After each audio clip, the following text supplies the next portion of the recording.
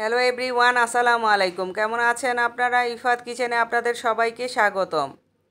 কাঁচা আম ফুরিয়ে যাওয়ার আগে এই পদ্ধতি অবলম্বন করে সারা বছরের জন্য কাঁচা আম সংরক্ষণ করতে পারেন। তাহলে সারা বছর কচকচে কাঁচা আমের টেস্ট নিতে পারবেন। আমি এখানে দুইটা বড় সাইজের কাঁচা আম নিয়েছি সংরক্ষণ করার জন্য, আর কিভাবে সংরক্ষণ করেছি সেটাই আপনাদের সাথে শেয়ার করব। আমগুলো আমি খুব সুন্দর করে ধুয়ে টিস্যু দিয়ে মুছে এখন স্লাইস করে নিচ্ছি। আমি খোসা সহ আমগুলো স্লাইস করে নেব।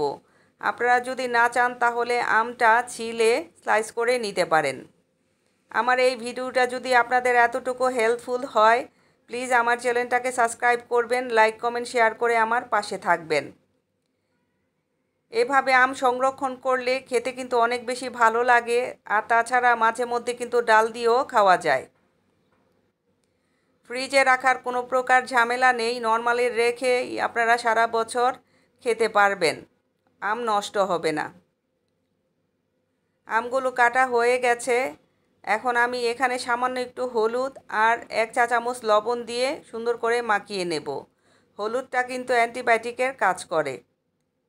মাখানো হয়ে গেলে শুকনো একটা কাচের জার নেব আমগুলো সংরক্ষণ করার জন্য। প্লাস্টিকের জারে কখনোই আমগুলো সংরক্ষণ করতে যাবেন না, তাহলে কিন্তু আমগুলো 2-3 মাস পর ঘোলা হয়ে নষ্ট হয়ে যাবে। এখন 1 চা চামচ লবণ দিয়ে আমের স্লাইসগুলো আমি খুব সুন্দর করে সাজিয়ে রাখব। সাজিয়ে যদি রাখেন তাহলে অনেকগুলো আম একসাথে রাখতে পারবেন।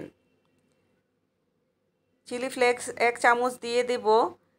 আপনারা চিলি ফ্লেক্সটা দিতে না চাইলে লাল কাঁচামরিচটা দিতে পারেন। সাদা ভিনেগারটা এখানে 1/4 কাপ আমি দিয়ে দেব।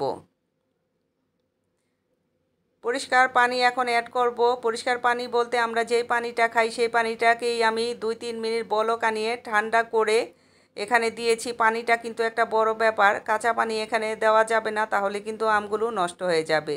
আমি একটু মিশিয়ে নিলাম।